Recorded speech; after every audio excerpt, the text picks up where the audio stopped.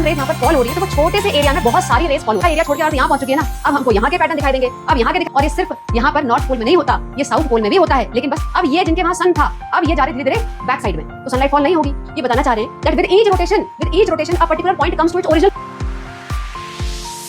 Hello dear students, welcome to Concept Corridor. I am your mentor Yogita Dhami. So today let's complete the one shot of chapter number 12 for class 7 science, that is Earth, Moon and the Sun. Highly complicated chapter and one of the most typical one in your syllabus, isn't it? Yes. बेटा यहाँ पर CBSE ने बड़ा अच्छा example दिया हुआ है कि किसी भी सिंपल चीज को कॉम्प्लिकेट कैसे बनाया जाता है। ये चैप्टर है बहुत सिंपल, लेकिन जिस तरीके से इसको प्रेजेंट किया गया है, जिस टाइम पे इसमें एक्टिविटीज करने के लिए बोली गई हैं, उसकी वजह से कॉम्प्लिकेटेड हो गया थोड़ा सा, है ना। चैप्टर नंबर है 12, सो ऑब्वियसली आप इसको विंटर सीजन में यानी दिसंबर जनवरी में ही पढ़ोगे, और उस टाइम पे जहाँ पे स्काई दिखाई नहीं देता, उस टाइम पे आपको 1 मंथ तक की एक्टिविटीज करने के लिए बोला है कि स्काई को देखो। तो how is it possible? That's why जो सिंपल कंसेप्ट है ना, वो भी थोड़ा समझने में डिफिकल्टी हो रही है।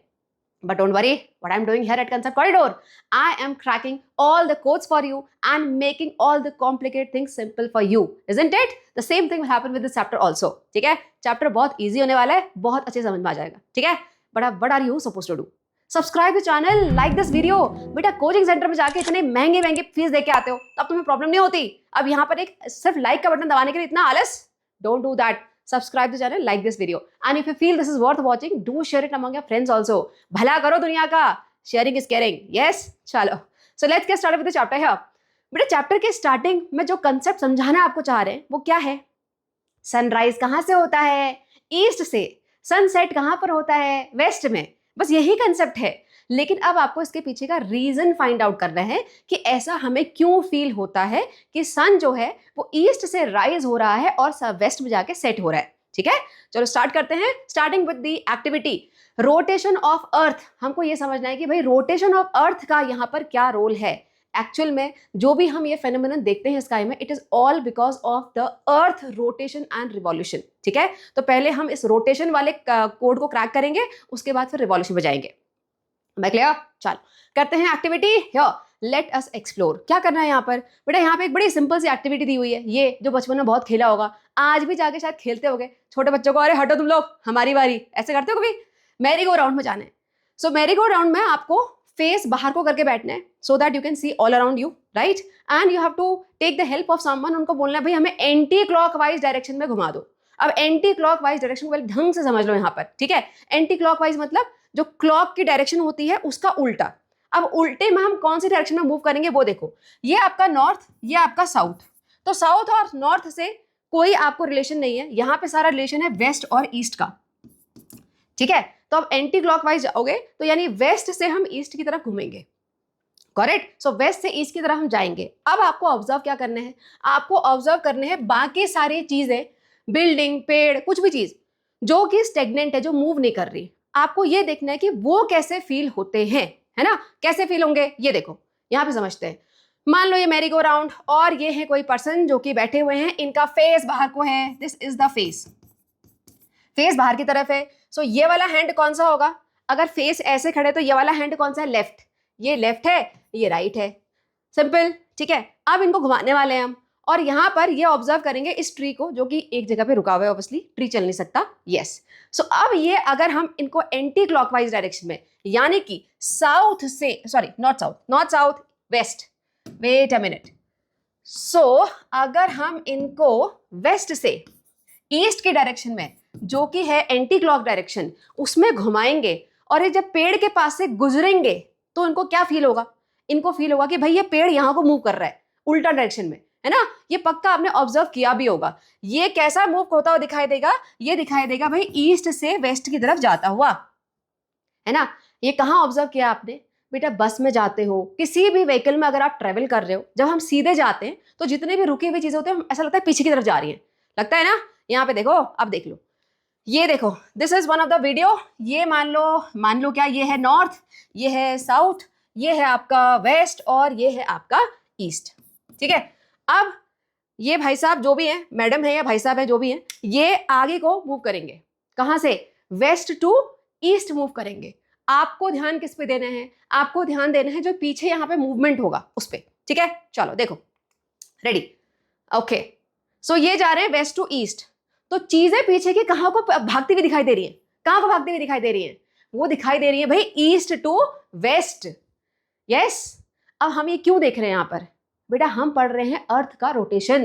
एक्चुअल में अर्थ का रोटेशन एंटी क्लॉकवाइज होता है, मींस वेस्ट टू ईस्ट की तरफ होता है। और जब हम वेस्ट की तरफ, वेस्ट टू ईस्ट की तरफ ऐसे घूम रहे हैं अर्थ के साथ, तो जो सन, जो कि कभी मूव नहीं करता, सन कभी मूव करता है क्या? सन की पोजीशन फिक्स है। तो जो सन जो कि फिक्स है, वो हमको लगता है कि वो ईस्ट से वेस्ट की तरफ जा रहा है, यानी उल्टा डायरेक्शन में जा रहा है।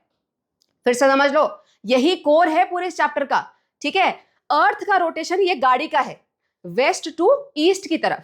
ठीक है, और मूवमेंट क्या दिखाई दे रहा है हमको? जो रुके हुए ट्रीज हैं, जो रुकी हुई चीजें हैं, वो हमको भागती हुई दिखाई दे रही है east to west. Same thing is there with the earth and sun also. ये कार क्या रिप्रेजेंट कर रही है? ये रिप्रेजेंट कर रही है अर्थ। वो पेड़ क्या रिप्रेजेंट कर रहे हैं? वो रिप्रेजेंट कर रहे हैं सन। जब हम वेस्ट से ईस्ट की तरफ सन का रोटेशन होता है, तो हमें लगता है कि सन मूव कर रहा है ईस्ट टू वेस्ट। बस इतना ही पूरा कंसेप्ट है। समझ में आ गया? चलो, हमने पूरी एक्टिविटी क्यों पढ़ी? ये समझने के लिए कि अर्थ का रोटेशन कैसे हो रहा है और उससे फिर हमको अपीयरेंस क्या आ रहा है ना? सो देखो, in the similar manner the earth is rotating in anti clockwise direction, that is from west to east. Question mandatory है बेटा, कहीं ना कहीं एग्जाम में पक्का दिखेगा ये। What is the rotation of earth? West to east या फिर एंटी क्लॉकवाइज, ये पता होना चाहिए। ठीक है, ये पूरा सारा इस पूरे चैप्टर का। Next, sun which is fixed place, sun which is at fixed place appear to be moving from east to west। उल्टा डायरेक्शन में appear होता है, एक्चुअल में नहीं होता। क्लियर? चलो, अब बेटा यहाँ पे एक वर्ड दिया हुआ है रोटेटिंग, है ना? अब इस रोटेटिंग वर्ड को क्रैक करना है। What is rotational motion? Types of motion पढ़े हुए ना, 6th क्लास में पढ़े थे। यस, तो वहां पे हमने लीनियर मोशन, सर्कुलर मोशन, ये सब पढ़ा था। अब ये रोटेशनल मोशन क्या है? क्या ये सर्कुलर मोशन ही है? देखो यहां पर आपको दिया हुआ डाइव डीपर में, rotation is the motion of an object in which all its parts move in a circle around an imaginary line that passes through it. This line is called axis of rotation. बहुत ही complicated line लग रही है ना? अभी समझते। देखो बेटा, मान लो ये एक ग्राउंड का पेरीमीटर, सर्कमफ्रेंस, ठीक है, ये वाला। अब एक बच्चे को बोला भाई जाओ तुम यहां से ए पॉइंट से शुरू करो और इसमें पूरा रन करके आओ। ठीक है, पूरा इस लाइन पे रन करके आओ। तो कौन से मोशन में उसने रन किया? जल्दी बताओ, कौन से मोशन में रन किया? सर्कुलर मोशन में। ठीक है, सर्कुलर मोशन में रन किया, कोई डाउट? अब यहां पर जब ये रन कर रहा है, तो इससे कोई मतलब है क्या? ये सेंटर से कोई मतलब है क्या? कोई मतलब नहीं है। This is purely a circular motion. Clear? Now अब इसके बाद आप ले लो, यहां पर मान लो एक पर्सन खड़े हैं, ये, ठीक है, ओके, ये, ठीक है। अब इनके हाथ में है पकड़ा दी एक रस्सी, एक रोप, और इनको बोला भाई यहां पे एक स्टोन बांधा हुआ है, अब तुम घुमाओ इसे ऐसे करके।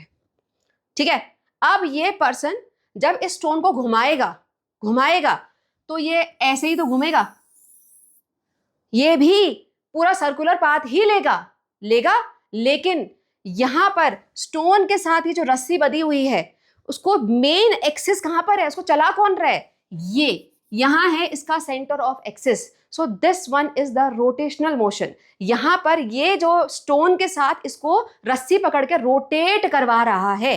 ठीक है, तो यहां पर हम बोलेंगे भाई ये जो रस्सी के साथ पूरा, अगर ये सब पूरा ऑब्जेक्ट लोगे इस पर्सन के साथ, तो ये है आपका rotational motion. Am I clear? Path कौन सा लिया? पाथ सर्कुलर ही है, लेकिन ये है रोटेशनल मोशन। यहां पर कहीं पर भी रोटेशनल मोशन नहीं है, क्योंकि यहां पर कोई सेंटर से रिलेशन नहीं है, सेंटर ऑफ एक्सिस है ही नहीं। ठीक है, अब आगे समझते हैं। देखो ये कुछ एग्जाम्पल आपके दिए हुए हैं, ये सारे के सारे क्या हैं? ये है रोटेशनल मोशन, क्योंकि यहां सब कुछ गोल ही रहा है, लेकिन सेंटर ऑफ एक्सिस की वजह से घूम रहा है। उसकी वजह से यहां पर जो ये टॉप होता है लट्टू, ये इसका यहाँ पे सेंटर ऑफ एक्सिस होता है, उसी के चारों तरफ वो घूमता रहता है पूरा, है ना? पूरी बॉडी के पास ऐसे घूमते हैं। फैन ले लो, फैन में ये है सेंटर ऑफ एक्सिस, तो ये ले लो, ये पूरे 3 ब्लेड ले लो, पूरी की पूरी बॉडी इस सेंटर ऑफ एक्सिस की वजह से घूम रही है। सेम है, अगर आप फुटबॉल को ऐसे घुमाओ अपने फिंगर पे, तो आपका सेंटर ऑफ एक्सिस से फिंगर दे रहा है। Clear? The same thing happens in the earth also, है ना, जो कि आपको पहले से पता है। अर्थ में एक सेंटर ऑफ एक्सिस होता है, ये पता है आपको? जहां ऊपर से वो पास हो रहा है उसको बोलते हैं हम ज्योग्राफिकल नॉर्थ पोल। ये नीचे जहां पास हो रहा है इमेजिनरी है, इमेजिनरी है ना, तो यहां होता है south pole, geographical south pole. ठीक है, ज्योग्राफिकल वर्ड क्यों बोला बेटा? ये क्योंकि मैग्नेटिक वाला नॉर्थ पोल साउथ पोल नहीं है, ये ज्योग्राफी के हिसाब से ये ऊपर है तो नॉर्थ पोल, ये है साउथ पोल। ठीक है, अब डिटेल वाला मैग्नेटिक वाला समझना है तो क्लास 6 का मैग्नेटिज्म चैप्टर देखो। ठीक है, चलो यहां पे आ जाओ। सो ये पहले से पता है बेटा, कोई नई चीज नहीं है। देखो यहाँ पर क्या है, ऊपर नॉर्थ पोल है, ये साउथ पोल है, ये वेस्ट डायरेक्शन है, ये ईस्ट डायरेक्शन है। अर्थ वेस्ट टू ईस्ट ऐसे ऐसे घूम रही है और हमको सनराइज ईस्ट से वेस्ट में जाते हुए दिखाई देता है। सिंपल। यहां पर अर्थ क्या कर रही है? यहां पर अर्थ रोटेट कर रही है। हम क्या बोलते हैं? अर्थ रोटेट कर रही है। वाई? बिकॉज यहां पर सेंटर ऑफ एक्सिस है। ठीक है, देखो फटाफट क्या बोला मैंने। The earth also spins or rotates on its own axis in the space. The earth's axis of rotation passes through north pole to south pole, है ना? लेकिन वो कौन सा नॉर्थ पोल? ज्योग्राफिकल, यहाँ लिखा भी हुआ है, passes through its geographical north pole and the geographical south pole. Clear?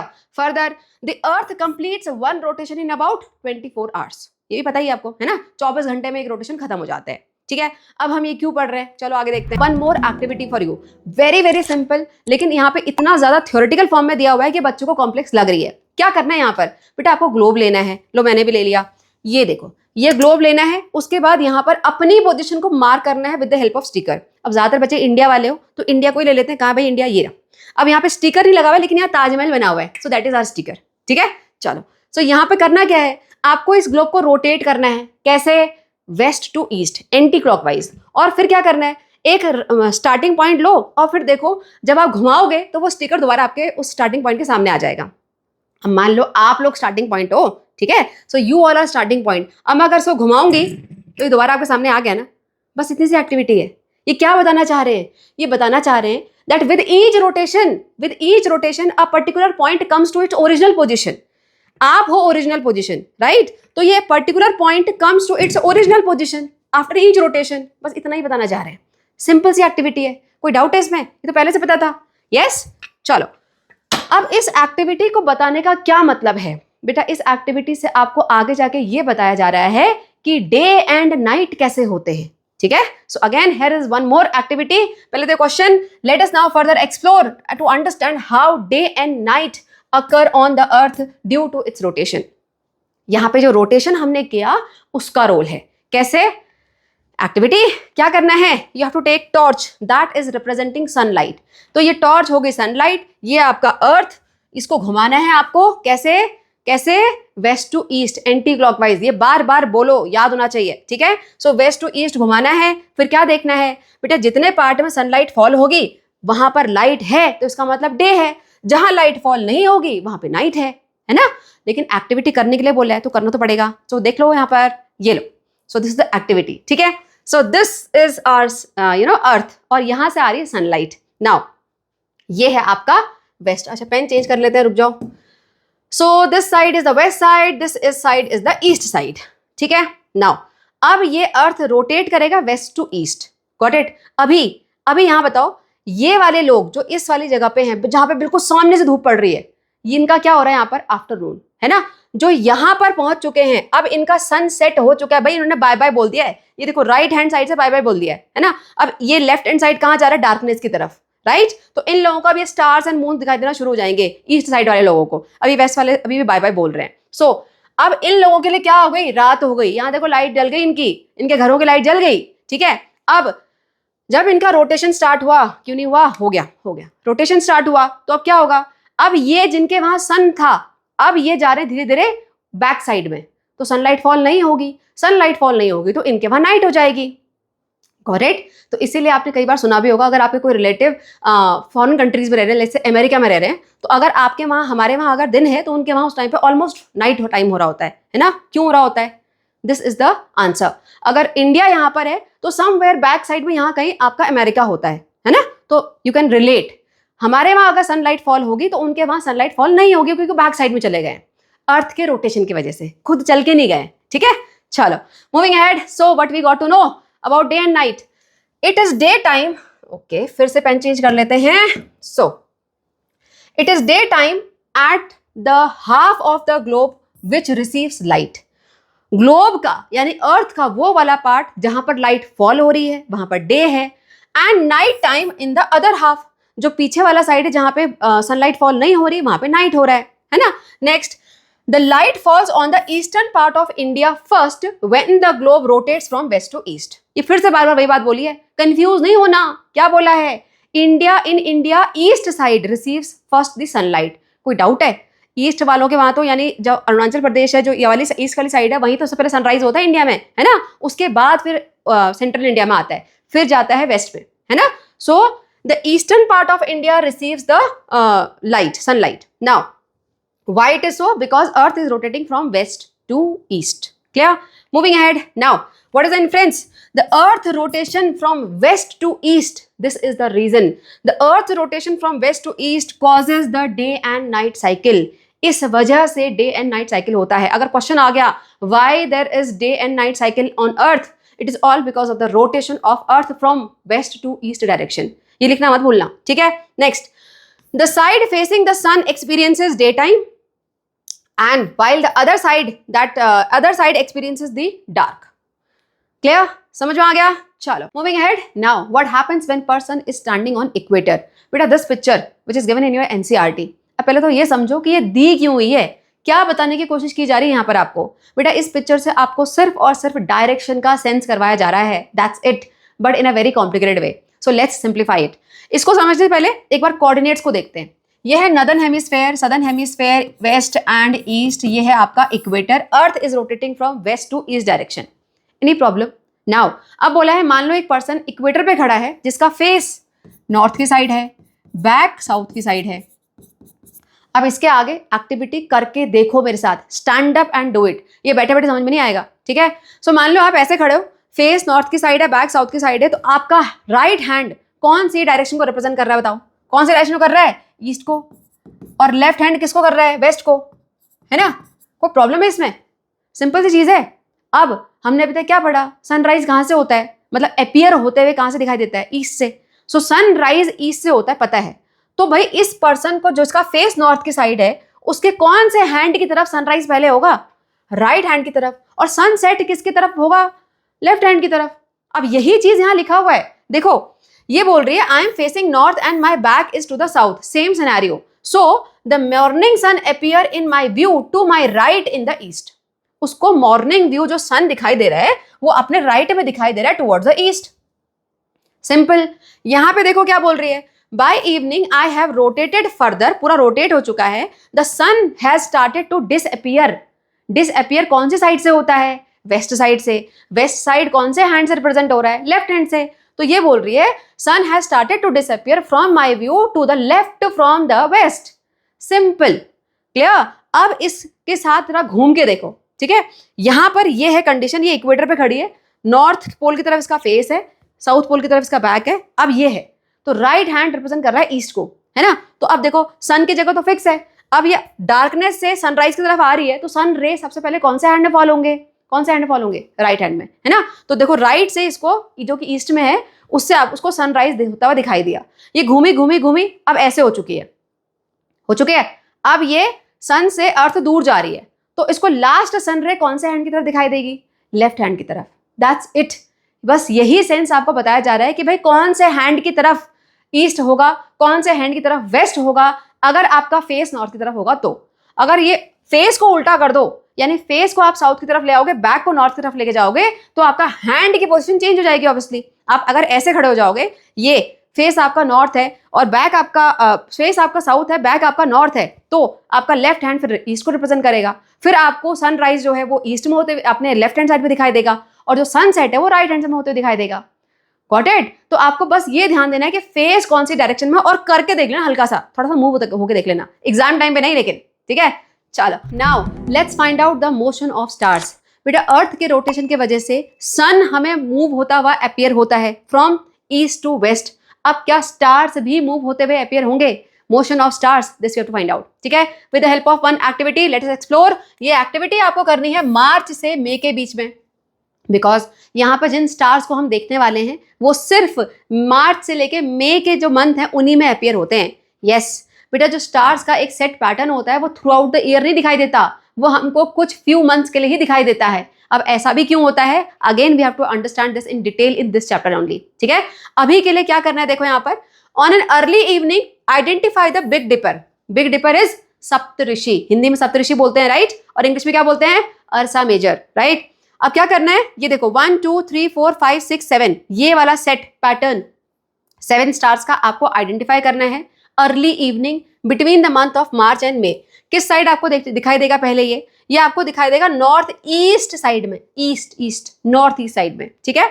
तो 7 o'clock मान लो आपने रिकॉर्ड किया, तो क्या होगा, हर 2 आवर्स के बाद आपको देखते हैं कि ये जो पोजीशन थी वो यहीं पे है या फिर मूव हो गई। अब ये कैसे पता पड़ेगा बेटा, इसके लिए आपको कोई रिलेटिव पोजीशन के लिए कोई मार्क चाहिए ना, तो यहाँ पर आपको नॉर्थ पोल को मार्क में लेना है। अगर नॉर्थ पोल आइडेंटिफाई नहीं हो रहा तो आप कोई भी घर, पेड़, कुछ भी ले सकते हो, है ना। तो उससे रिलेटिव में आपको देखना है, भाई पहले हमको इसके कंपैरिजन में यहां दिखा, अब कहां दिख रहा है, अब कहां दिख रहा है, अब कहां दिख रहा है, ठीक है। अब ये picture itself is self explanatory कि भाई मोशन तो हो रहा है, कहां हो रहा है, पहले यहां था ये बिग डिपर, फिर 9 o'clock यहां पहुंच गया, फिर 11 PM, फिर 1 AM, 3 AM and 5 AM। So east से राइज होता हुआ दिखाई दिया और वेस्ट की तरफ चला गया, तो मोशन होता है स्टार्स में भी। Am I clear? चलो देखते हैं यहाँ पर इन दिस वीडियो क्या हो रहा है। यहाँ पर here this is the north star and this is the big dipper। कहां पर है, 1 2 3 4 5 6 7। क्लियर। अब हुआ क्या है यहाँ पर इस वीडियो के लिए यहाँ पर कहीं कैमरा सेट किया होगा, उसको छोड़ दिया है ओवरनाइट, राइट, पूरा रात भर छोड़ दिया है। उसके बाद जो वीडियो मिला है उसको थोड़ा स्पीड से आपको दिखाया जा रहा है। यहाँ पर देखो क्या हुआ है, ये व्हाट इज दिस हैपनिंग, ये स्टार्स ऐसे ऊपर को मूव होते हुए दिखाई दे रहे ना। सो what it is showing, motion of stars. और इसी वीडियो को फास्ट फॉरवर्ड करके जब आपको दिखाया जा रहा है तो क्या मिला आपको, ये आर्क मिल रहे हैं, right, these are known as stars trail, ठीक है बेटा। ये जो ये आर्क दिख रहे हैं, ये मतलब क्या है कि भाई स्टार्स इस पैटर्न में मूव हुए होंगे from east towards the west direction. Understood. अब यहां पर ध्यान किस पे दो बेटा, इस पे दो, क्या है ये, नॉर्थ पोल। नॉर्थ पोल को स्टार्टिंग पॉइंट बोला था ना, इसके कंपैरिजन में आपको मूवमेंट देखना है। क्यों बोला, बिकॉज नॉर्थ पोल मूव नहीं करता। अब नहीं करता या अपीयर नहीं होता बेटा, अपीयर नहीं होता, एक्चुअल में तो कोई भी स्टार मूव नहीं कर रहा ना, अपीयर हो रहे हैं मूव होते हुए। क्यों, क्योंकि हमारा अर्थ जो है वो रोटेट कर रहा है from west to east direction, right. अब ये क्यों नहीं हो रहा, ये इसलिए नहीं हो रहा because this north star is exactly above the axis of rotation. यहां पर बेटा इस एक्सिस ऑफ रोटेशन के ऊपर यहां पर है north pole, north star, right. अब होगा क्या, मान लो आप यहां पर हो, जैसे सन भी इधर ही पे है ना, मान लो स्टार्स यहां पर हैं, तो अब ये रोटेशन होगा, तो रोटेशन के साथ साथ जो भी सामने इस साइड में आएंगे वो सब चीजें इधर को मूव होती हुई दिखाई देंगी उल्टी डायरेक्शन में, यानी क्लॉकवाइज। लेकिन अगर कोई चीज बिल्कुल एक्सिस के ऊपर है, यहां पर, ये तो सेंटर ऑफ एक्सिस है ना, अब सेंटर ऑफ एक्सिस रोटेट होती हुई नहीं दिखाई देती, रोटेशन यहां से पता पड़ रहा है, यहां से नहीं पता पड़ रहा, तो इसके ऊपर जो भी चीज होगी वो मूव होती हुई नहीं अपीयर होती है। Am I clear? So क्या पता पड़ा हमें कि जो स्टार्स होते हैं उनका भी मूवमेंट होता है from east towards the west direction. Clear. Now what is the observation, the pole star appears nearly stationary in the sky from the earth, है ना, पोल स्टार मूव होता हुआ नहीं दिखाई देता। Further the earth axis of rotation points very close to the pole star in the northern hemisphere. क्यों नहीं दिखाई देता, उसका आंसर है ये वाई। अगर ये क्वेश्चन आ गया वाई, तो this is the answer. Why, because earth axis of rotation points very close to the pole star in the northern hemisphere, ठीक है। Next, all the other star appears to move around it. इस pole star के चारों तरफ लगता है कि बाकी सारे स्टार घूम रहे हैं, ठीक है। डायरेक्शन क्या होती है, just like sun the moon also appear to rise in the eastward direction and set in the westward direction, all because of the earth rotation. बेटा स्टार कह लो, मून कह लो, जो भी है, वो सारी चीजें आपको ईस्ट से अपीयर होती हुई दिखाई देंगी, वेस्ट में चली जाएंगी, है ना। Sun, moon, stars, all. Clear. Reason क्या है इसका, because of the earth rotation from west to east direction. Understood. चलो moving ahead, now let's move to the another topic of the chapter, that is revolution of earth. बेटा rotation हो गया है finish. Rotation of अर्थ की वजह से हमें क्या अपीयर होता है, सन, मून, स्टार्स, ये सब मूव होते हुए, जबकि वो एक्चुअल मूव नहीं होते हैं, है ना। मूव क्या हो रही है, अर्थ हो रही है from west to east. Now what happens due to the revolution of earth? पहले ही समझते हैं रिवॉल्यूशन का मतलब क्या होता है. What is the meaning of revolution? Whenever any object revolve around other object keeping it at the center. Let's say ये रिमोट सेंटर में, ये स्टाइलस इसके चारों तरफ घूमे, तो हम बोलेंगे रिवॉल्व कर रहा है इस रिमोट के चारों तरफ. Am I clear? And the same thing happens with the earth also. सन को सेंटर में रख के अर्थ उसके चारों तरफ रिवॉल्व करती है. और किस पे करती है? एक फिक्स्ड पाथ पे, जिसको क्या बोलते हैं? Orbit. Clear? Have a look here. So revolution is the motion of an object around the another object. The path on which the object revolve around the another object is called its orbit. Clear? Now, the earth completes one revolution around the sun in 365 days and 6 hours. Right? 365 days plus 6 hours. इतने time में अर्थ एक revolution complete करती है. ठीक है. और इस revolution से हमें क्या मिलता है बेटा? इस रिवॉल्यूशन से हमें मिलते हैं different patterns of the star in the night sky through out the year. मैंने क्या बताया था? जो पैटर्न्स ऑफ स्टार होते हैं वो through out the year same नहीं रहते हैं, वो चेंज हो जाते हैं, है ना. कुछ महीनों के लिए रहेंगे, फिर दूसरे दिखते हैं हमको. ऐसा क्यों होता है? We will try and understand here. ठीक है. इसके अलावा क्या होता है? We experience different season throughout the year. Yes, जो हमारे जो डिफरेंट सीजन हमें मिलते हैं, again it is all because of the revolution of earth. ठीक है. So let's understand one by one, starting with first of all patterns of stars. ठीक है. अब देखो, इसको समझते हैं. ये सन, ये हमारी अर्थ, ये रिवॉल्व करेगी इसके चारों तरफ. ठीक है. अब बेटा जो अर्थ है वो रिवॉल्व करेगी, लेकिन जो ये स्टार्स हैं वो तो अपनी जगह पे फिक्स्ड है ना, वो थोड़ी मूव कर रहे हैं, है ना. अब मान लो अभी अर्थ यहां पर है, तो यहां पर जब ये अपने एक्सेस पे रोटेट कर रही है, तो जब भी रात होती है तो हमको यहां पर के जितने भी ये स्टार्स हैं वो सब दिखाई देंगे. राइट. लेकिन अगर इसने रिवॉल्व करना स्टार्ट कर दिया तो कुछ टाइम बाद तो ये वाला एरिया छोड़ के अर्थ यहां पहुंच चुकी है ना. अब हमको यहाँ के पैटर्न दिखाई देंगे, अब यहाँ के दिखाई देंगे, इस केस में यहाँ के दिखाई देंगे, और फिर वापस हमको नेक्स्ट ईयर सेम वही वाले पैटर्न दिखाई देंगे. Got it? So why we are seeing the different patterns of the star? Because Earth is changing in its position in the space because of the revolution, है ना. और जैसे जैसे वो स्पेस को, अपने एरिया को चेंज करती है, अपने जगह को चेंज करती है, तो जिस जगह वो जाएगी उस जगह के आसपास के स्टार्स उसको दिखाई देंगे. Got it? So let's have a look here. ये वाली picture let's try to understand from here. ये देखो, सितंबर में थे तो यहाँ वाला नाइट स्काई दिखाई दिया, तो यहाँ का सेट पैटर्न दिखाई देगा. दिसंबर यहाँ पर, तो यहाँ का सेट पैटर्न दिखाई दे रहा है. मार्च में इधर का, और जून में इस साइड का. Clear? Have a look. Due to Earth revolution around the sun continuously, the stars seen in the night sky gradually changes over the year as we look in the different directions in the space. हम अलग अलग direction को देख रहे होते हैं throughout the year because of the revolution. Clear? चलो. Now let's try to understand about the different seasons. अब बेटा डिफरेंट सीजन हमें थ्रू आउट द ईयर जो मिलते हैं, winter season, summer season, spring season, ये क्यों मिलते हैं? It is happening because of the 3 reason. The first one is obviously the revolution of earth, है ना. The second one is the tilted axis of the earth. बेटा जो axis of rotation, जो imaginary line होती है, वो straight नहीं होती, वो हल्की से टिल्टेड होती है. आपने ग्लोब में भी देखा होगा. Yes. So that is the second reason. Now why it is the second reason? Because this tilted axis is maintained throughout the rotation. पूरे फुल रोटेशन के टाइम पर भी ये जो एक्सिस है वो एज इट इज ही रहती है. ऐसा नहीं होता कि जो टिल्टेड एक्सिस अभी आपको थोड़ी सी राइट हैंड डायरेक्शन में दिख रही है, वो यहां आते आते ऐसे हो जाए. No, this will be throughout maintain. Clear? And the third reason is the spherical shape of this earth. Now let's try understand one by one. The Earth's axis of rotation is tilted with respect to the orbit. This tilt is maintained as the Earth orbits around the Sun. And because of this, the tilt of the Earth's axis and the spherical shape of the Earth give rise to different seasons. और इन्हीं तीनों की वजह से revolution, tilted axis जो maintain रहती है and spherical shape, इसके वजह से आपको different season मिलते हैं. ठीक है. अब कैसे मिलते हैं वो भी हमें पढ़ना डिटेल में. So let's try to comprehend that. This diagram. बेटा यहाँ पर sun rays, sunlight, earth is revolving. जब लेफ्ट हैंड साइड में पहुंचेगी तो यहाँ होगा जून, जब राइट हैंड साइड में पहुंचेगी तो यहाँ पर होगा दिसंबर. ये आपको याद करना पड़ेगा. बेटा राइट हैंड साइड में रिवॉल्यूशन के टाइम पे दिसंबर होता है, यहाँ पर जून होता है. इतना याद कर लो, आगे पूरा समझ में आ जाएगा. ठीक है. देखो, सन रेज फॉल हुई, पहले इस सिनेरियो को समझते हैं. बेटा यहाँ पर अर्थ स्फेरिकल शेप की है. अब इससे क्या हो रहा है? इससे जब सन रेज यहाँ पर फॉल हो रही है तो वो छोटे से एरिया में बहुत सारी रेज फॉल हो रही है.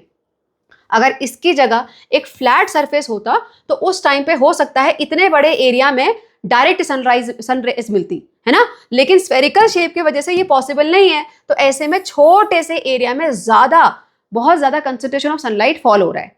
ठीक है, अब जहां पर ज्यादा सनलाइट आएगी तो वहां पर हीट ज्यादा होगी, और अगर हीट ज्यादा होगी इसका मतलब समर्स है। क्लियर? तो ऐसे केस में यहां पर समर्स है। Got it? अब ये कौन सा एरिया है? हेमिस्फेयर के हिसाब से देखो, अगर इसको हम हाफ करें एग्जैक्टली, सो ऑलमोस्ट दिस, तो ये कौन सा हेमिस्फेयर है? ये सदर्न हेमिस्फेयर है। सो बेटा दिसंबर के टाइम पे सदर्न हेमिस्फेयर में समर्स होते हैं। ये दिख रहा है क्यों हो रहे हैं, है ना? बाकी जगह भी सनलाइट तो फॉल हो रही है, लेकिन वो बहुत बड़े एरिया में स्प्रेड हो जा रही है।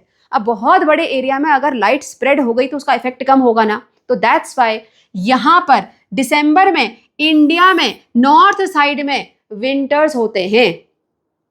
Any problem? Now coming to this part, June, again the same thing, sunlight is falling on a small area. ये है वो एरिया। अब ये एरिया कौन से हेमिस्फेयर का है?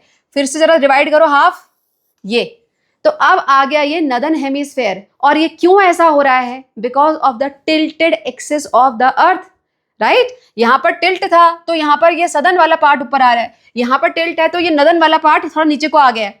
ठीक है, तो अब नदर्न वाले साइड पे ज्यादा सनलाइट फॉल हो रही है। तो यहां पर जून के टाइम पे होती है गर्मी, यानी समर्स। हमको हमेशा नदर्न साइड में बहुत गर्मी मिलती है ना जून के टाइम पे, क्यों मिल रही है पता पड़ गया? और यहां पर सदर्न साइड में क्या मिल रहा है आपको? Winters. Am I clear? Understood? चलो देखो यहां पर इस पूरे में दिया हुआ आपको, same amount of sun rays are spreading in smaller area. छोटे से एरिया में सन रेज फॉल हो रही हैं, तो यहां पर क्या होंगे? यहां पर ये वाले हेमिस्फेयर जहां पर भी ये फॉल हो रहा है वहां पर इंटेंस हीट मिलेगी, यानी समर्स होंगे।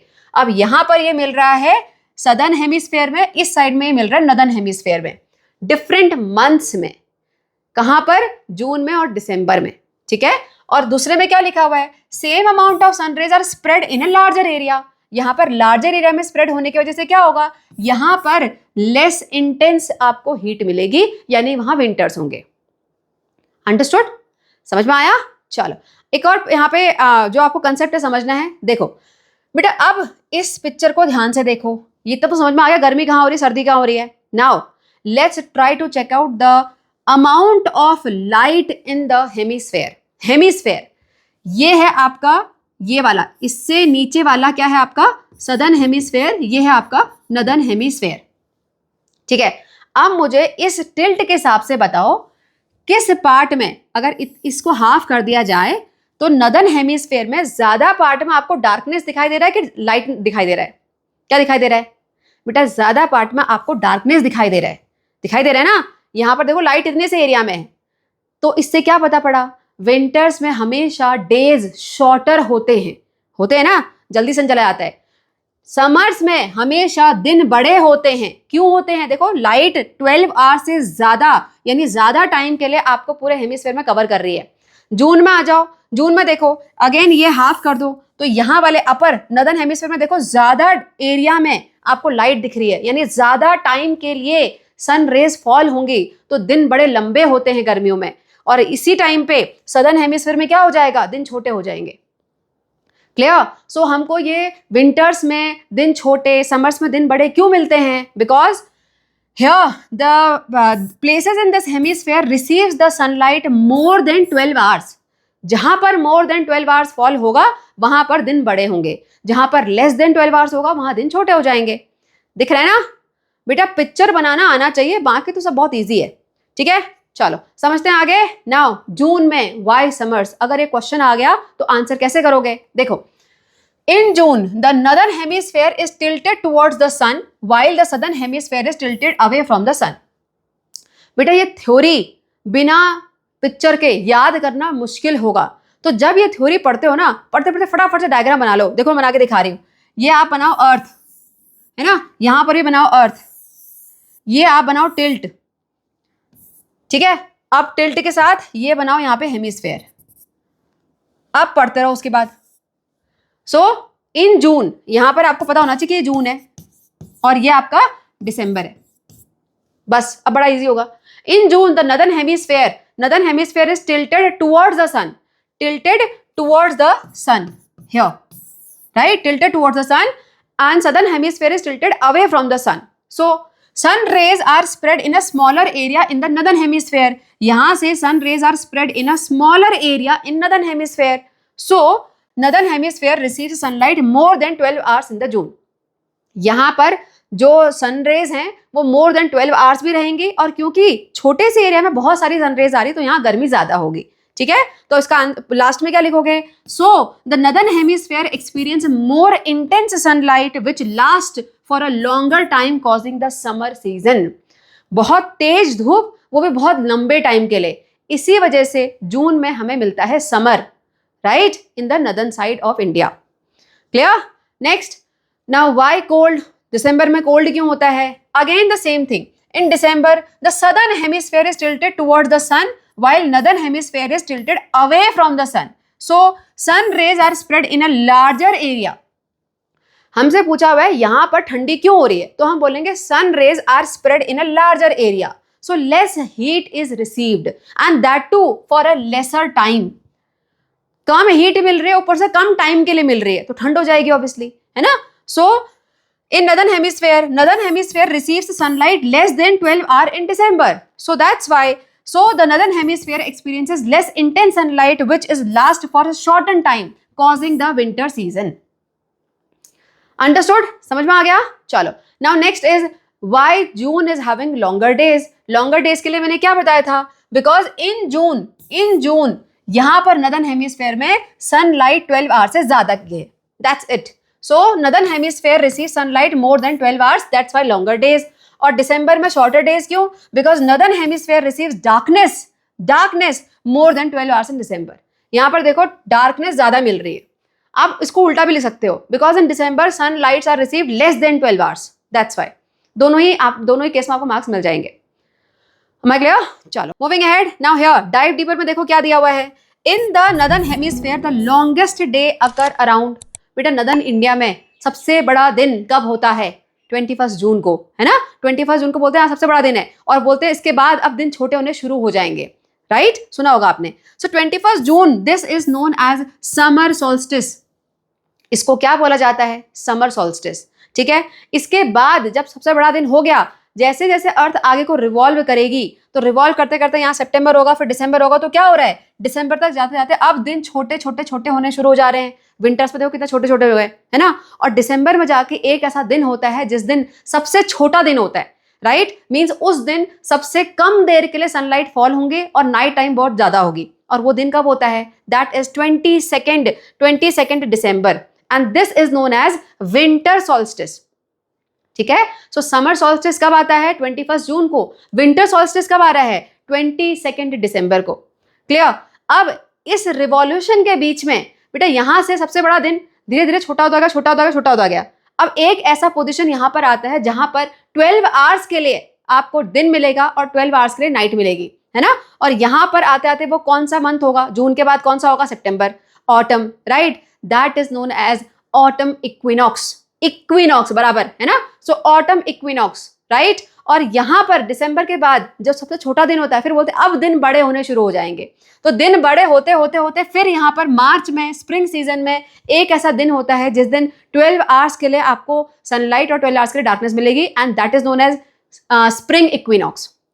क्या बोलते हैं? Spring equinox. देखो यहाँ पर winter solstice. Now around 21st March and 23rd September, the daytime lasts 12 hours and the night time is again for 12 hours in northern hemisphere, and these days are called spring and the autumn equinox respectively. Clear? So spring equinox कब आता है? मार्च में. कौन से मार्च में? 21st मार्च में. और 23rd सितंबर को क्या मिलता है आपको? autumn equinox. Clear? Now one more fascinating fact for you. Beta, do you know that North Pole receives sunlight for 6 months? यानी कि वहां पर जो दिन होता है पूरा 6 महीने के लिए कंटिन्यूस होता है, फिर रात 6 महीने के लिए कंटिन्यूस होती है. क्यों होती है? Again all because of this revolution of earth. देखो, the North Pole, the sun rises in the east direction on the equinox day of 21st March. अब ऐसा क्यों लिखा हुआ है? इसको समझने के लिए ये वाली पिक्चर पे ध्यान दो. ये रिवॉल्यूशन दिखाया था ना इस पिक्चर से. अब यहाँ पर मार्च, जहां मार्च में 21st को इक्विनॉक्स होता है, राइट. तो उस दिन से इस पे जरा ध्यान दो. ये है नॉर्थ पोल। तो यहां पर इस दिन से लाइट फॉल होनी शुरू हो गई, तो अब दिन शुरू हो गया इन लोगों का, है ना। अब ये घूमते घूमते जरा यहां देखो, इस पूरे में ध्यान दो बेटा, अगर यहां पर अर्थ रोटेट भी करेगी अपनी एक्सिस में, तो भी ये वाला पार्ट रोटेट होकर यहां जाएगा, तब भी तो सनलाइट आ ही रही है ना। तो इतने पूरे एरिया में कंटिन्यूस सनलाइट ही है। सो ये नॉर्थ पोल कंटिन्यूस सनलाइट में रहता है नेक्स्ट 6 मंथ तक। कब तक? नेक्स्ट इक्विनॉक्स जो कि ऑटम सीजन में होता है, यानी 23 सितंबर को, है ना। और 23 सितंबर को जाके यहाँ पे देखो डार्कनेस शुरू हुई। अब ये डार्कनेस कंटिन्यूस मेंटेन रहेगी throughout till next equinox. So 6 महीने के लिए हो गए दिन और 6 महीने के लिए रात। और ये सिर्फ यहाँ पर नॉर्थ पोल में नहीं होता, ये साउथ पोल में भी होता है, लेकिन बस मंथ चेंज हो जाते हैं। यहाँ देखो दिसंबर में देखो कंटिन्यूस सनलाइट आ रही है, कहाँ पर? साउथ पोल में। दिसंबर में नॉर्थ पोल में डार्कनेस, साउथ पोल में लाइट। उल्टा बिल्कुल यहाँ पर क्या होगा? नॉर्थ पोल में लाइट है तो दिसंबर में, जून में यहाँ पर होगी डार्कनेस। ठीक है। सो बिल्कुल एग्जैक्टली अपोजिट होता है। मंथ याद करने हैं आपको, बेटा डायग्राम याद कर लो, बाकी तो सब आप समझ में आ जाएगा। ठीक है, चलो moving head. Now here one more question for you. For the southern states of India the effect off season is not very prominent. Why? बेटा सदर्न स्टेट जैसे तमिलनाडु, केरला, आपने वहां देखा होगा, नॉर्थ इंडिया की तरफ वहां ना तो बहुत ज्यादा गर्मी होती है ना तो सर्दी होती है। अब ऐसा क्यों हो रहा है? We have to understand here. बेटा ये देखो, ये है आपका सदर्न स्टेट, राइट। अब दिसंबर के टाइम पे जहां पे डायरेक्ट सनलाइट फॉल हो रही है, यानी सदर्न हेमिस्फेयर में, उसके कंपैरिजन में इसके डिस्टेंस देखो ऑलमोस्ट पास ही है ना। और यहां पर देखो हम नॉर्थ वाले बड़े दूर हैं। इधर आ जाओ इस साइड में, यहां पर जब सनलाइट फॉल हो रही है तो जब अर्थ का रोटेशन होगा तो नॉर्थ इंडिया यहां पर होगा, सदर्न इंडिया ऑलमोस्ट यहां कहीं होगा। तो अगेन उसकी डिस्टेंस उतनी ही मेंटेन हो रखी है ऑलमोस्ट, करेक्ट। तो जो डायरेक्ट सनलाइट फॉल हो रही है लगभग इसके पास ही रहता है southern state, southern India, because of the tilt of earth, that is why. तो यहां पर वो एक्सट्रीम चेंज हो ही नहीं रहा throughout the revolution. That's why. Have a look. The southern states of India that lie close to the equator. Now, at equator, there is a little difference in the intensity of sun rays falling in different months. Throughout the year, जब जैसे से revolution होता है, जो intensity है sunlight की, वो almost same रहती है equator पे, ठीक है? That is why the effect of season is not very prominent in the southern state. Am I clear? Question exam में आ सकता है तो आपको आंसर करना आना चाहिए, ठीक है। चलो moving ahead and now we are moving to the next and the last topic of the chapter, that is eclipse. ठीक है, नाउ व्हाट इज इक्लिप्स? बेटा इक्लिप्स का मतलब होता है जब सन रेज ब्लॉक हो जाएं, वो न दिखाई दे। ठीक है, so when the light is blocked means sun light is blocked. और ये ब्लॉक करता कौन है? यहां पर हम सेलेस्टियल बॉडीज की बात कर रहे हैं, ठीक है। So an eclipse means a situation when one celestial body moves into the shadow of another. अब क्या लिखा भाई? One celestial body moves into the shadow of another. बेटा देखो, ये मान लो सन, ये सन रेज फॉल हो रही हैं, है ना, और यहां पर एक सेलेस्टियल बॉडी है। अब सेलेस्टियल बॉडी पे अगर सन रे फॉल होंगी तो सेलेस्टियल बॉडी ओपेक ऑब्जेक्ट है ना, ओपेक ऑब्जेक्ट पे जब लाइट फॉल होती है तो उसकी शैडो बनती है ना, इसकी शैडो बनेगी। अब इस शैडो में अगर कोई दूसरी सेलेस्टियल बॉडी आ गई, इसकी शैडो में अगर कोई दूसरी सेलेस्टियल बॉडी आ गई तो उसको सन थोड़ी दिखाई देगा, फिर उसको सनलाइट उसके लिए ब्लॉक हो गई ना। So this is eclipse. अब पढ़ो दोबारा से। So an eclipse means a situation when one celestial body moves into the shadow of another celestial body so it blocks light actually either partially और कंप्लीटली। या तो पूरी की पूरी लाइट को ब्लॉक कर देगा या तो थोड़ी बहुत ब्लॉक करेगा। अंडरस्टूड? अब ये सेलेस्टियल बॉडी है कौन सी? आपके क्वेश्चन में यहाँ पे दिया भी हुआ है। ये जो सेलेस्टियल बॉडी है ये पूछ रही है कि क्या वो दूसरे प्लैनेट हैं जो अर्थ और सन के बीच में आते हैं, क्या वो प्लैनेट है? एक्चुअल में नो बेटा, यहाँ पर सारा का सारा खेल है सिर्फ अर्थ और मून का। यस, यही दो हैं जो आपस में एक दूसरे की लाइट को ब्लॉक करते हैं। And depending on that we get two types of eclipse, solar eclipse and lunar eclipse. ठीक है, समझते हैं डिटेल में one by one, starting with solar eclipse. Solar eclipse का मतलब क्या होता है? देखो बेटा, solar eclipse is when moon comes in between the sun and the earth in such a way that it obstructs the light from the sun reaching to the earth। जब moon इस तरीके की पोजीशन में आ जाए जिससे वो sun light को अर्थ में आने पे रोक दे, बस उसको बोला जाता है सोलर इक्लिप्स, यानी सूर्य ग्रहण। हिंदी में इक्लिप्स को ग्रहण बोलते हैं ना, सूर्य ग्रहण लग रहा है, इसका मतलब उस टाइम पे मून जो है वो सन और अर्थ के बीच में आ रहा है। अब आप बोलोगे मैम अर्थ इतनी बड़ी, मून तो सिर्फ एक क्या है, उसका क्या है, सिर्फ एक सैटेलाइट है, छोटा सा है, तो वो सनलाइट को कैसे ब्लॉक कर देगा? बेटा इसके लिए, इसको समझने के लिए यहाँ पर दी हुई है एक एक्टिविटी, ये वाली। क्या करना है आपको? अपने फ्रेंड को सामने खड़ा करना है और कुछ एक पर्टिकुलर डिस्टेंस पे, कुछ मीटर्स में खड़ा करना है। उसके बाद बीच में लाना है अपना थंब, है ना, और थंब से देखना है, जब आप थंब पे फोकस करोगे तो उसका फेस पूरा कवर हो जाएगा। ठीक है, अब मैं यहाँ पे आपको कैमरे के साथ करके दिखाती हूँ। देखो, अगर suppose if I am standing here, my face is obviously big, you can see it now, thumb which is very small. Now if I put it in front of the camera, can you see my clear face? I hope you can't see, है ना, दिख रहा है? I hope it is blocked. पूरा block नहीं हो रहा, partially block तो हो रहा होगा। So what it is happening, बेटा यहाँ पर जो ये सोलर इक्लिप्स है वो सन या मून के साइज के साथ साथ डिस्टेंस पे भी मैटर करता है। Let's say you are the earth, है ना, आप अर्थ में बैठे हो and this thumb is representing the moon. So moon is very close to earth, मैं बहुत कैमरे के पास लेके आ रही हूँ ना, तो वो बहुत क्लोज है। On sun which is my face which is very far, right. सो हमको होता क्या, अर्थ से हमको सन और मून ऑलमोस्ट सेम ही साइज के दिखाई देते हैं। ऑब्वियसली सन इज बिगर, लेकिन वो हमको ऑलमोस्ट सेम साइज के दिखाई दे रहे हैं क्योंकि सन जो है बहुत दूर है हमसे और मून हमारे बहुत पास है। Am I clear? So here यहाँ मैटर क्या करता है, apparent size. The size of any object as seen by our eye depends upon both its actual physical size and the distance from the eye. भाई वो actual में कितना बड़ा है और हमसे कितनी दूर है। बेटा sun is a star, you know that, है ना। अब हमारे पूरे यूनिवर्स में और भी कई सारे स्टार हैं जो सन से बिलियंस टाइम बड़े हैं, लेकिन तब भी हमको ऐसे ट्विंकल करते हुए दिखाई देते हैं। क्यों? क्योंकि वो बहुत दूर है हमसे, है ना। सो यहाँ पर डिस्टेंस मैटर करती है कि हमको कोई चीज कितनी बड़ी या छोटी दिखाई दे रही है। Understood? Now let's try to understand here the solar eclipse. अब हो क्या रहा है बेटा, यहाँ पर कुछ ऐसा एक अरेंजमेंट होता है मून का और अर्थ का कि मून बिल्कुल सन रेज की साइट में सामने आ जाता है। ठीक है, अब होगा क्या, जब सन लाइट फॉल हो रही है इस पर्टिकुलर मून पे, इतने पे, तो मून की शैडो यहां बन रही है। कहां बन रही है? अर्थ के इतने से पार्ट में। So what is happening, the one object is coming the under the shadow of the another celestial body, right? So this is the celestial body. Now earth is coming under the shadow of this celestial body. So here you will find out the eclipse.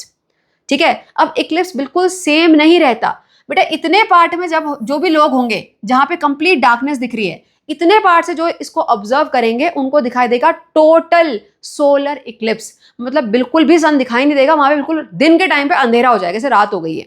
ठीक है, बोलते हैं सूर्य ग्रहण लग गया। लेकिन इसके आसपास यहां पर जो लोग होंगे या यहां पर जो लोग होंगे उनको पार्शियल सोलर इक्लिप्स दिखाई देगा। मतलब आधा, यहां से अगर आप स्लांटिंग में देखोगे तो आधा शैडो, आधा आपको जो सन है वो कवर्ड दिखाई देगा शैडो से, और आधे में आपको प्रॉपर सन दिखाई देगा।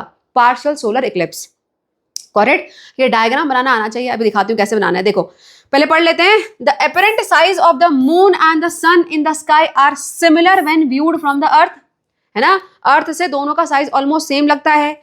Therefore the moon can appear to cover the entire sun as viewed from the earth. तो अर्थ वालों को ऐसा अपीयर हो सकता है क्योंकि साइज ऑलमोस्ट सेम दिख रहा है कि मून ने पूरे सन को कवर कर दिया। ठीक है, अब डायग्राम कैसे बनाना है, लेट्स ट्राई टू अंडरस्टैंड। ये सन, अर्थ, मून, मून अपने ऑर्बिट में और अर्थ अपने ऑर्बिट में, ये ऑर्बिट दिखा रहे हैं, है ना। इसको बनाने की जरूरत नहीं है वैसे इस डायग्राम में, इसको हटा दो आप। तो इसकी जगह आप सिंपल ऐसे एक लाइन में बना सकते हो which is showing the orbit जिसमें अर्थ रोटेट करती है। ठीक है, अब कैसे डायग्राम बनाना है बेटा, सन का एक पॉइंट पकड़ो, एक पॉइंट यहां से पहले मून के लोअर साइड से फिर अपर साइड से स्ट्रेट लाइन बनाना है, स्केल से बनाना। ठीक है, यहां लाइन थोड़ी बहुत टेढ़ी हो सकती है। So this is the first line and this is the second line. बन गया। एक पॉइंट से मून के ऊपर से और नीचे से दोनों से आपको लाइन स्ट्रेट खींचनी है। ठीक है, now come to the upper part, same again. So here we go and then the lower part, this one. That's it, बन गया डायग्राम। अब जहां पर ये वी बना, ये वाला पार्ट, ये है कंप्लीट डार्कनेस। यहां वाले जहां पर जो भी लोग होंगे उनको दिखाई देगा टोटल सोलर इक्लिप्स, बिल्कुल डार्क। और जो इस एरिया में होंगे, ये वाला, यहां पर आपको दिखाई देगा पार्शियल सोलर इक्लिप्स। हमारे क्लियर? डायग्राम इंपॉर्टेंट है, ठीक है। चलो हियर टोटल सोलर इक्लिप्स थोड़ा पढ़ लेते हैं। व्हेन द शैडो, अच्छा एक मिनट पेन चेंज कर लेते हैं ये। So when the shadow of the moon falls on the small area on the surface of earth, it blocks the complete sun. छोटे से एरिया में जब मून की शैडो फॉल होगी तो वो टोटल पूरे सन को ब्लॉक कर देगा, और यहां पर जो ऑब्जर्वर होंगे उनको मिलेगी total darkness, means total solar Eclipse. Clear बेटा? ये जो टोटल इक्लिप्स है ये बहुत थोड़े से देर के लिए रहता है, कुछ ही मिनट्स के लिए रहता है। क्यों? क्योंकि जो अर्थ है वो कंटिन्यूसली रोटेट कर रही है ना, और मून भी मूव कर रहा है ना, तो वो बहुत कम देर के लिए रहती है। इसके बाद धीरे धीरे क्या होगा, धीरे धीरे टोटल से पार्शियल सोलर इक्लिप्स होगा और फिर बैक सनलाइट वापस आनी शुरू हो जाएगी, ठीक है। Due to the rotation of earth and motion of the moon in its own orbit, the moon's shadow moves across the surface of the earth and the people start getting the sunlight back. Clear? चलो, now what is partial solar eclipse? फिर से pen change करना पड़ेगा। लो, partial solar eclipse क्या है? In areas where the moon partially blocks out only some region of the sun. जब जो moon की शैडो है वो थोड़े से सन को ब्लॉक कर सके, something like this is known as partial solar eclipse, ठीक है। ऐसे टाइम पे कंप्लीट अंधेरा नहीं होगा, थोड़ा सा होगा, है ना, थोड़ा सा। As the moon begins to move away from the front of the sun, we see a partial solar eclipse and daylight begin to return. धीरे धीरे दिन दोबारा से शुरू हो जाता है, ठीक है। चलो यहां पर देखो, ये जब ये टोटल इक्लिप्स से पार्शियल इक्लिप्स की तरफ सन मूव करता है, यानी कि जो टोटल इक्लिप्स जब सन बिल्कुल नहीं दिखाई दे रहा, उसका धीरे धीरे जब मून मूव कर जाएगा तो जैसे ही सन दोबारा अपीयर होता है तो यहां पर ये डायमंड रिंग बनती है स्काई में। क्यों बनती है? बिकॉज यहाँ पे डार्क था, अब यहाँ से धीरे धीरे सन अपीयर हो रहा है तो सन की एकदम इंटेंस वो ब्राइट लाइट एक जगह पे चमकती है, so it looks like a diamond ring, ठीक है। चलो moving ahead, now what is the safe viewing of the solar Eclipse? बेटा जो ये सूर्य ग्रहण लगता है इसको क्या हम डायरेक्ट जाके नेकेड आई से देख सकते हैं? अ बिग नो, बिल्कुल नहीं बेटा। जो सनलाइट है वो भले ही ब्लॉक हो जाए इक्लिप्स के टाइम पे, लेकिन तब भी उसके पास इतनी इंटेंसिटी होती है कि वो आईज को डैमेज कर सकती है, ठीक है। So have a look here, even during the eclipse the sun is intense enough to damage the eyes and cause blindness. That's why we should not look directly through sunglasses, binoculars और telescope. In किसी भी mean से हम direct solar Eclipse को नहीं देख सकते हैं, ठीक है। तो फिर देख कैसे सकते हैं? There are some safe ways also. क्या क्या है वो? सोलर इक्लिप्स गॉगल, ये सोलर इक्लिप्स पर्टिकुलरली इक्लिप्स देखने के लिए कुछ गॉगल बने होते हैं, उनसे देख सकते हैं। Using mirror to project the sun's image and program arrange by the planetarium, ठीक है। तो ये इक्लिप्स गॉगल अगर आप खरीद सको तो उससे देख सकते हो, अदरवाइज एक ऐसा सेटअप बना सकते हो आप मिरर से, अभी बना के देखेंगे कैसे बनता है। उसके अलावा program arrange by the planetarium. Planetarium क्या होते हैं बेटा? यहाँ पर यूजुअली जो एस्ट्रोनॉमी ऑर्गेनाइजेशन होते हैं सच एज प्लानिटेरिया या फिर astronomy clubs, they hold Eclipse viewing events. अगर कहीं पता पड़े कि भाई इस एरिया में अभी इक्लिप्स आने वाला है, होने वाला है, तो वहां पर जो ये एस्ट्रोनॉमी क्लब होता है या फिर जो प्लानिटेरियम होता है वो ऐसे इवेंट्स को ऑर्गेनाइज करता है, वो लोगों को इन्वाइट करता है कि भाई तुम यहाँ पे आओ और देखो, ठीक है। फिर वो प्रोवाइड करवा देते हैं ये सोलर इक्लिप्स गॉगल या फिर कुछ ऐसा सेटअप ये वाला जिससे कि सोलर इक्लिप्स आराम से दिख सके। अंडरस्टूड? और इसके अलावा सोलर इक्लिप्स दिखाने के अलावा ये और क्या करते हैं, ये उसके पीछे साइंटिफिक एक्सप्लेनेशन भी देते हैं। Understood? So this is the best one. इसके अलावा now how to make that mirror thing, ये डाइव डीवर में दिया हुआ है बेटा। This is similar to the activity 11.5 जो इससे पहले चैप्टर पढ़ा था ना मिरर वाला, वहां पर 11.5 एक्टिविटी ये वाली, ये करना है आपको। अब इसको करने के लिए आप इस वाले एक्टिविटी तो हम सन को देख रहे थे, सन को देख के फिर हम ऐसे सेट कर रहे थे, लेकिन इस इक्लिप्स के टाइम पे आप सन को नहीं देख सकते हो, है ना। तो थोड़ा ये अरेंजमेंट करना मुश्किल होता है आपको, बिना सन को देखे खाली ऐसे ऐसे बस मिरर वहां देखना है वॉल पे कि कब आया, है ना। तो इस केस में क्या बोला हुआ है बेटा? इस केस में बोला हुआ है कि जो मिरर है उसको आप ऐसा कुछ सेटअप बनाओ जिससे कि आप रोटेट कर सको उसको आराम से, है ना। और कैसे कर सकते हो? ये कर सकते हो आप कुछ इस तरीके से, एक बॉल लो, उसको हॉलो करो और उसमें अपने जो ये मिरर है उसको फिक्स कर दो, ठीक है। बॉल के अंदर थोड़ा सैंड वैंड डालो, इससे ज्यादा इधर उधर लुढ़के ना, हिले ना, और उसमें कर दो मिरर को फिक्स, ठीक है। उसके बाद एक ऐसे स्टैंड पे रखो जिससे कि वो आप उसको आराम से रोटेट कर सको, तो आपको इजीली हो सकता है ये वॉल पे सोलर इक्लिप्स देखने को मिल जाए। Clear? So this is one of the setup which is given in your NCERT. अगर कर सकते हो, पहले तो सोलर इक्लिप्स पता भी होना चाहिए कब हो रहा है ना। चलो moving ahead, now coming to the lunar eclipse. Lunar eclipse when moon is coming under the shadow of earth. ठीक है, अब ये होता कैसे है, let's try to understand. When the earth blocks the sunlight from reaching the moon, it is known as lunar eclipse. जो अर्थ है वो सनलाइट को मून तक नहीं पहुंचने दे रही, यानी अर्थ की शैडो अब मून पे फॉल हो रही है, that is the lunar eclipse. ठीक है, on such day we see the earth shadow falling on the full disc of moon. Arrangement again आपको ये पता होना चाहिए. क्या हो रहा है, ये सनलाइट अब मून की जगह पहले यहाँ पे क्या आ गया, अर्थ, यानी अर्थ अब मून के सामने आ गई. बाकी सेम टू सेम डायग्राम है, सेम टू सेम. देखो कैसे बनाना है यहाँ पर. हियर अभी क्या हुआ, उस टाइम पे ये मून इस तरफ था सोलर इक्लिप्स में, अब मून पीछे चला गया, अर्थ सामने आ गई है ना. डायग्राम कैसे बनेगा, again starting from one point, पहले अर्थ के लोअर पार्ट से एक लाइन बनाओ, आई hope it is straight, and फिर अपर पार्ट से बनाओ. सो दिस इज द वन, बन गया. अब सन के अपर पार्ट से फिर ऐसे करना है, पहले अर्थ के एक पार्ट से आप स्ट्रेट, एक minute, so here we go, and then lower part से, दैट्स इट. अब इतने एरिया में ये जो ये वी बना, इस वाले एरिया में जब तक मून रहेगा तब तक आपको टोटल लूनर इक्लिप्स मिलेगा. यहां पर पूरा का पूरा जो मून होगा उस पे अर्थ की शैडो दिखाई देगी. अब इस टाइम पे क्या कंप्लीट डार्कनेस होती है, नो बेटा, इस टाइम पे मून बिल्कुल रेड दिखाई देता है, रेड, वो लाल वाला मून. ठीक है, चलो, सो यहाँ पे रेड होगा. अब इसके बाद जब ये मून इस वाले, ये जो बीच वाला वी है, इससे मूव होगा आगे को इस वाले पार्ट में या फिर इस वाले पार्ट में, तो इस टाइम पे आपको पार्शियल लूनर इक्लिप्स दिखाई देगा. अंडरस्टूड, इजी है. चलो, now here what is this, this is वो लाल चांद, अंधेरी रात, गुमनाम है कोई, अब कुछ खतरनाक होने वाला है. ऐसा बोलते हैं ना इंडिया में, कभी भी ये ग्रहण लगते हैं तो बेटा लोगों के बड़े सुपरस्टिशन होते हैं, है ना, बोलते हैं अब कुछ बहुत डेंजरस होने वाला है. But now you know the fact behind it, so have a look here. So this is total lunar eclipse. When the moon is completely covered with the earth shadow, it is called total lunar eclipse. जब moon पूरा का पूरा अर्थ की shadow के अंदर में होता है यहाँ पर, तो इसको बोलते हैं टोटल लूनर इक्लिप्स. और इस टाइम पे कलर कैसा होता है मून का, रेड.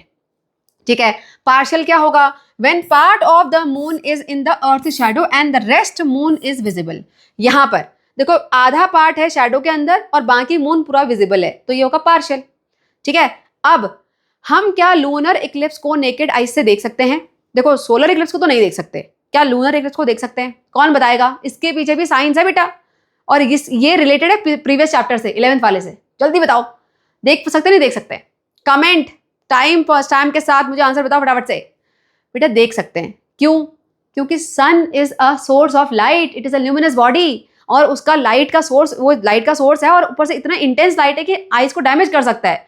लेकिन moon is not a luminous object, वो तो सिर्फ सनलाइट को रिफ्लेक्ट करता है ना, तो इसलिए हम मून को देख सकते हैं इक्लिप्स के टाइम पर भी. करेक्ट. चलो, now the Eclipse and the superstition. मैंने क्या बताया था बेटा, इंडिया में कई सारे ऐसे मिथ हैं इन ग्रहण को लेके. जब भी सूर्य ग्रहण होता है तो बोलते हैं उस दिन कोई शुभ काम नहीं करते, बाहर नहीं जाते, है ना, डायरेक्ट नहीं देखते वो तो ठीक है, लेकिन बाहर नहीं जाते, कोई शुभ काम नहीं करते, तो ये सब सुपरस्टिशन है. और जो चंद्र ग्रहण है उस दिन तो ऐसा डर लगता सबको, अब पता नहीं क्या हो जाएगा, है ना. देखो यहाँ पर, when the reasons for eclipse were not known, they feared the occurrence of the eclipse. Further, many superstitions were attached to the solar eclipse in various parts of the world related to the activities that could not be carried out during the eclipse, such as eating, cooking, going out of home and etc. इस time पे लोग खाना नहीं बनाते थे, इस time बोलते लोग खाना नहीं खाएंगे, अब खाना नहीं खाना इस टाइम पे, अदरवाइज कुछ हो जाएगा, है ना. इस टाइम पे घर से बाहर मत जाओ. अब घर से बाहर मत जाओ तो आई थिंक इट इज थोड़ा सा साइंटिफिक वे, क्योंकि उसको देखने से अगर कोई बाहर जाएगा ऊपर देख लिया तो हो सकता है आईज डैमेज हो जाए, है ना. लेकिन बाकी ये खाना नहीं खाना, cooking, that is all superstition. Clear, because now you know the fact behind the Eclipse. Understood. Chalo, with this we are done with this chapter. I hope you were able to understand each and every concept of this chapter. But still, having any doubt or facing any difficulty, comment. I will revert back. ठीक है? Chalo, see you soon and all the best for the exam. Study hard and do tell me your marks later on. ठीक है? Chalo, take care and bye bye.